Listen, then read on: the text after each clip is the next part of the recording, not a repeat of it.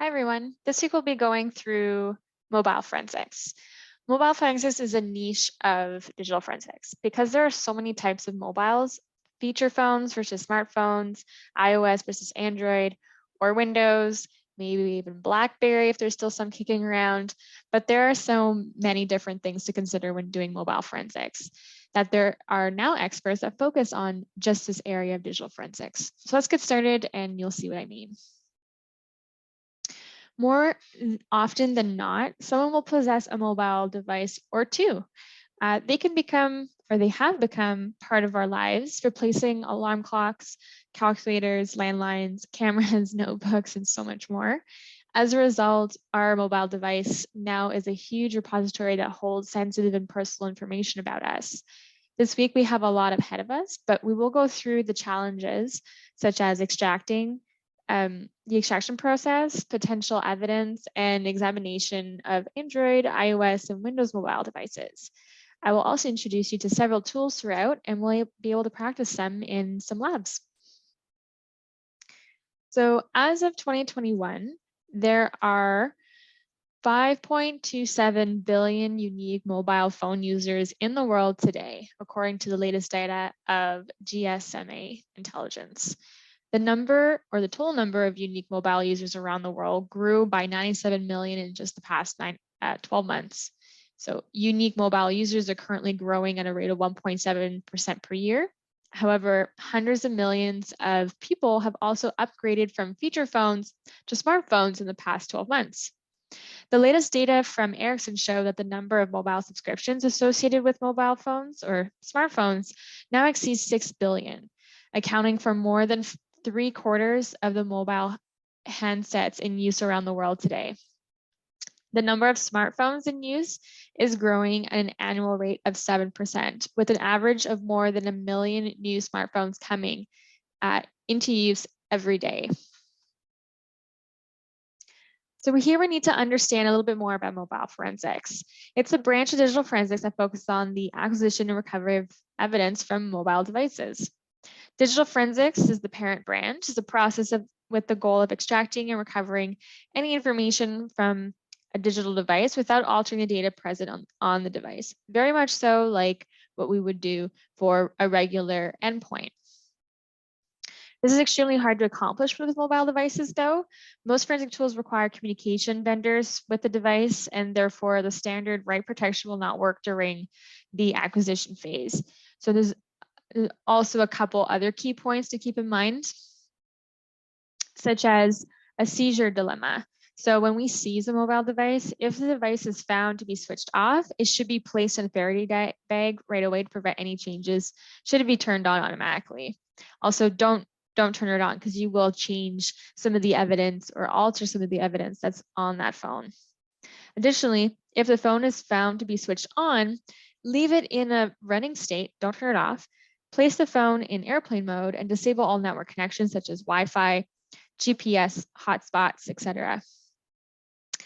Some of the concerns that if the phone is turned off would be security features enabled, such as your PINs or passwords or encryptions that a user might place on the phone. There can be also remote wiping if network connections do remain. Also, battery running out is kind of a big deal. So if you do seize a phone, make sure you bring the charging cable with you. I've been in an instance where a phone is just at 5% and nobody had a connection cable for that phone. So you'd essentially had to go to run out to Best Buy and try and find a cable for that charger. Then we have the acquisition. So there's several methods of acquisition, and should one fail, the next step should be attempted. So the first one would be manual extraction, and then the logical analysis, hex dump, chip off, and then microread. We'll go through these in a little bit more detail a little bit later. And then examination analysis. There is no single process or tool that can be used as there are so many different manufacturers and operating systems that make it even more difficult as mobile devices evolve. This is the same even if you're using the same, let's say you're using an iPhone. Well, depending on the iOS version that you're using will depend on the tools and the type of acquisitions that you're able to do. But we'll go into that a little bit later when I talk about iPhones specifically. The mobile extraction process, this is from SANS. It is very similar to the basic 6-level digital forensics process. They just kind of separate a couple of them and into 9 steps. So we have intake, identification, preparation, isolation, processing, verification, documentations and reporting, presentation, and then archiving. So intake is the first step of mobile evidence extraction process. This step involves documentation to capture the ownership information and the type of incident the mobile device was involved in, as well as the type of data being sought outlined by the requester. So we need to be very familiar with the individual's rights prior to seizing a device, because a mobile device is such a personal item. Of course, you always have to take in account if that mobile device is a corporate owned device, then people that are using it have pretty much waived their privacy on those devices. Unless a user agreement has been signed and stated otherwise, it's really good to understand what their rights are, but also what your rights are or what you're allowed to do as the digital forensic examiner. Identification. So before proceeding, an examiner needs to identify key information. We have legal authority. So to determine and document what legal authority exists for the acquisition and examination of the device, as well as any limitations placed on the media that's contained in that device. So for example, if the examination is based off of a search warrant, the examiner can only examine data in areas related to the search warrant and within a specific date and time. So you got to ask yourself the following questions. If a search warrant does not exist, has the device owner consented to the search?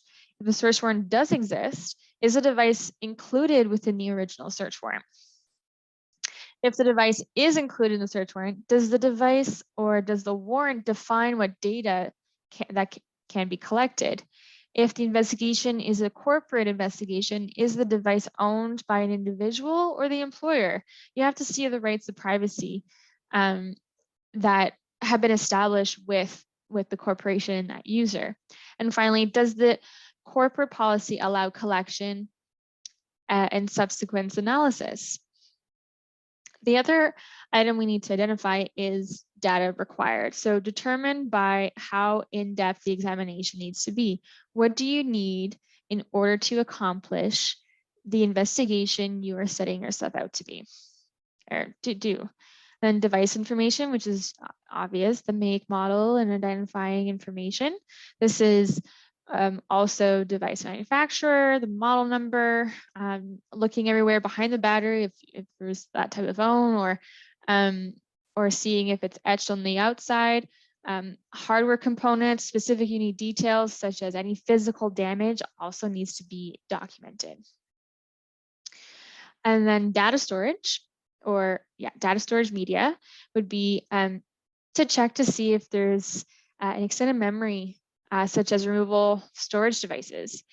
So the little, I don't remember if anybody remembers this or even uses it to that matter, but some phones have a little slot that you can extend the memory of your device. But I think nowadays, I don't think I have one. I think nowadays phones are coming in with such large storage media already that they're forgoing that little slot to put in like a micro SD card, but it's always really good to check for one of those. Because if you're doing an acquisition, the tool isn't going to pick up that there's an actual storage. So you have to process that separately. And then other sources of evidence, so mostly for law enforcement, but if you're handling a device that subject to law enforcement search warrant, it's recommended to use gloves when handling the device, mainly because if you get into a situation where you don't have the capabilities of grabbing all the information possible, and no one in the room of 5 people are willing to say that this is their phone, wear gloves, because the fingerprints on these things is going to be able to tell you who uses it the most and who's the last person touching it, etc. It's another way of being able to identify ownership. Preparation. Prior to processing the device, the preparation phase will involve researching the particular device that needs to be examined, as well as selecting the appropriate methods and tools for the acquisition and the examination phase. So this ensures that the task can be completed efficiently within scope and goals of the examination. If you know for a fact that you run into a lot more iOS devices or Android devices, make sure that you have the tools and the knowledge to be able to support that. But if you know that in the company that you're working for, let's say it's a corporate investigation, you know that maybe 5% of them use a Windows phone, I don't know why, you need to be able to support that 5% of those Windows phone in your lab. Be able to identify them when they do come in, support them, be able to do the acquisition, the examination, and essentially be able to conduct good digital forensic practices on those Windows phones without having to do too much research as soon as you get one in. It'll save you some time and headache for sure. Isolation. So it's important to remember that simply placing a phone in airplane mode will not completely isolate the device as in more updated phones. So both Bluetooth and Wi-Fi are functional even if the airplane mode is on. And then other issues that I found is that I've come across some operating systems, some of the newest Android phones, we can't place the phone in airplane mode or turn off the network connections such as Wi-Fi or Bluetooth unless we put the PIN or the pattern or the Face ID in. For those cases, you need to just put the phone into a Faraday bag right away.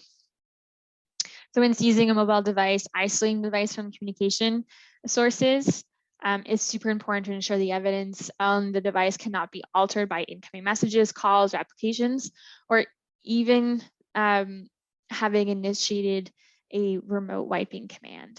So place it in airplane mode if possible, disable Wi-Fi if possible, Bluetooth if possible. If you can't do any of those, put it in a Faraday bag right away. Keep it in there. Processing. When processing a mobile device, it's important to use a tested method that is repeatable and as forensically sound as possible. So if a physical acquisition is not possible, or if it fails, an attempt should be made to acquire a file system via logical acquisition. So that's what I was getting at before, is that if one fails, move on to the next one, and then the next one, and the next one. I'll tell you about all of the different types of acquisitions in a little bit here. We have verification. So verification of the accuracy of data extracted in mobile devices ensures that the data has not been modified. Much like you would do in a regular endpoint acquisition, you compare the extracted data to the handset data, multiple twos and compare the results, use hash values. Just make sure that the data that you've acquired essentially matches what you intended to take. Documentation and reporting. So it's going to become one of your most important skills as a digital forensic analyst. So creating a paper or electronic forensic report of the data extracted from a mobile device that can clearly present any other examiner or a court is the goal. So if I were to do a forensic investigation on a mobile and my reporting has been completed, I need to be able to give it to my coworker or somebody who doesn't understand what I'm actually doing, have them read it and make sure that they can understand what you're saying. Make sure that the data speaks for itself. You're not inputting your own opinions. So your findings must be documented in a manner that's very factual and just letting it speak for itself. There's a lot of information in these phones, and half the time you just have to go like, look, this is what I found and this is what it means. And this is, you know, how you came to finding that information. Half the time you don't even need to explain yourself. It's just so out there. It's just right in front of your faces. It's really easy to find the information you're looking for as long as you can actually get to that information. Archiving. So preservation is the second most important part of the process. Data should be retained in a usable format for ongoing core examination process and for future references. So for example, if someone says, well, I don't really think that was in the data that you examined. I think you should re-review it or have someone else review it. Perfect, fine. You've archived that acquisition. You have notes saying how you archived it, the tools that you did it, and they can, they can go ahead and review it and verify your findings. That's totally fine. As long as you have that archive, you don't have to be going to that device again, especially if that device has been returned to its owner or it has been destroyed in some way. At least you have that archive. So we have mobile operating systems. We have several different ones, of course. We have the Android, which is a Linux-based operating system, iOS, which is derived from Mac OS. It's also a Unix-like operating system, and then Windows, which is very similar to Windows Desktop OS, but optimized for devices with limited storage. So for the mobile forensic tool classification system, is used to help the examiner identify the appropriate tool for the forensic acquisition and analysis of mobile phones. The system was developed by Sam Brothers to help examiners categorize forensic tools based on the examination method. The system works from bottom up, and generally, as you move up, the tools and techniques become more technical and require longer analysis. There are some pros and cons to each layer, and each currently available tool can be classified under one or more of these levels. So the first one, which is less forensically sound and less technical, this is exactly what it sounds like. It's the manually handling the device and scrolling through the data on the device, viewing the data directly on the phone. The information discovered is then documented and photographed. This is an easy to use method that has a quick extraction process and works on almost every phone. However, this method can lead to some issues, such as you might not know how to handle every device. Therefore, human error can cause data to be missed or accidental deletion or manipulation. Some examples can be reading an SMS will alter data. An SMS will now be flagged as read, altering the access data of the message. Another downside is that deleted data is not recoverable at this level. A tool called Project a Phone is useful in this case for documentation. Next, we have logical analysis. This method requires the examiner to connect to the device to a forensic workstation or other hardware via either USB, infrared, Bluetooth, or whichever other way. The device's processor is then sent a command by the computer requesting information data by the forensic workstation is then received and reviewed later. This can be done using commercial or open tools. Data can be easily interpreted using file carving. The only downside of this method is the potential for data altering, as the process or tool chosen might write data onto the device. Also, deleted data is still not recoverable at this level. Hex dump. This is the first of the physical extraction levels of the system. This is achieved by connecting the device to a forensic workstation and pushing a bootloader into the phone and instructing the phone to dump memory to the workstation. This will result in a raw image or binary format and will require analysis. This method provides more data than the logical extraction and can also be used to recover deleted data. It does, however, take additional technical expertise.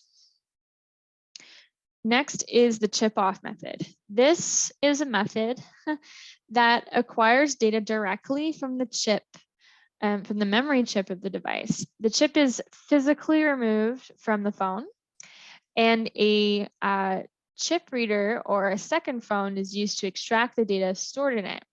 It is a useful method if the device has been damaged, but the chip is intact.